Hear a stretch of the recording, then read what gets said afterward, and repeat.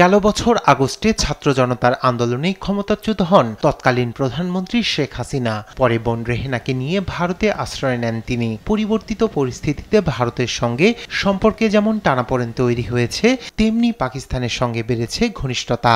ঢাকা ইসলামাবাদ সম্পর্কের এই উন্নতি সতর্ক পর্যবেক্ষণে রেখেছে দিল্লি।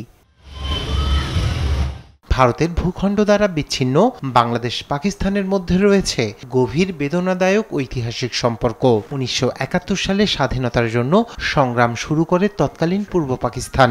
9 মাসের রক্তক্ষয়ী যুদ্ধের সময় বাংলাদেশকে সমর্থন করে ভারত। এক পর্যায়ে প্রতিষ্ঠিত হয় স্বাধীন সার্বভৌম বাংলাদেশ।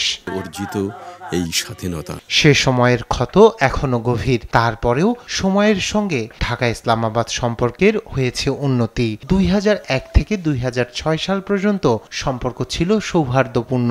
তখন বাংলাদেশের ক্ষমতায় ছিল বিএনপি জামাত জোট সরকার। তবে 2009 সাল থেকে শেখ হাসিনার 16 বছরের শাসনামলে তলানিতে ঠেকে এ সম্পর্ক। কিন্তু তার সরকার পতনের পর বাংলাদেশ পাকিস্তান উষ্ণ সম্পর্কে ফিরেছে বলে মনে করছেন সাবেক বাংলাদেশি কূটনৈতিক হুমায়ুন কবির।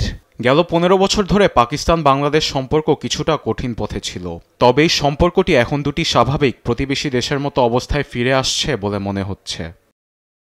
ঢাকা ও ইসলামাবাদের মধ্যে সম্পর্ক পুনরুজ্জীবিত করাকে কৌশলগত পদক্ষেপ হিসেবে দেখছেন লন্ডনের কিংস কলেজের সিনিয়র ফেলো এবং পাকিস্তানি শিক্ষাবিদ আয়েশা সিদ্দিকা।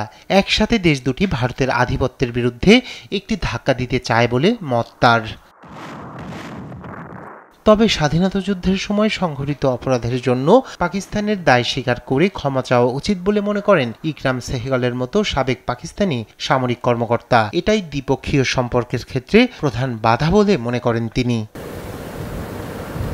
তবে ইতিহাস ঢাকা ইসলামাবাদ সম্পর্কের ওপর ছায়া ফেলেছে উল্লেখ করে অর্থনীতিবিদরা বলছেন, দেশ দুটি প্রথমে দ্বিপক্ষীয় বাণিজ্য জোরদারে মনোযোগ দিতে পারে, যার পরিমাণ বর্তমানে $700 মিলিয়ন কম। আর এই বাণিজ্যের বেশিরভাগই পাকিস্তানের পক্ষে। চলতি বছরের শেষ নাগাদ বাংলাদেশে জাতীয় নির্বাচন হতে পারে বলে ধারণা করা হচ্ছে। নতুন সরকারের বৈদেশিক নীতির অগ্রাধিকারের ক্ষেত্রে ভিন্নতা থাকতে পারে। তবে যাই ঘটুক না কেন, দিল্লির জন্য ঝুঁকি বাড়ছে বলে মনে করছেন আন্তর্জাতিক সম্পর্ক বিশ্লেষকরা। কারণ তারা দৃঢ়ভাবে মনে করেন, উত্তর পূর্ব ভারতের রাজ্যগুলোতে শান্তি ও স্থিতিশীলতা বজায় রাখার জন্য ভারতের জন্য প্রয়োজন স্থিতিশীল এবং বন্ধুত্বপূর্ণ বাংলাদেশ। রায়হান কবির শুভ্র, নিউজ ডেস্ক, দেশ টিভি।